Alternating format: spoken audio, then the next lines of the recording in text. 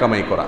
অনেকে Islamic channel open করেন, আলেমুল আমাদের আলোচনাগুলোকে লেকচারগুলোতে আপলোড দেন, অনেক কিছু আপলোড করেন এবং প্রচুর পরিমাণ ভিউয়ার তিনি টানার চেষ্টা করেন, সাবস্ক্রাইবার টানার চেষ্টা করেন। এরপরে তিনি অ্যাডসেন্সের মাধ্যমে প্রচুর পরিমাণ টাকা কামাই করেন। ইউটিউব চ্যানেলে অ্যাডসেন্সের মাধ্যমে টাকা কামাই করা জায়েজ নাই।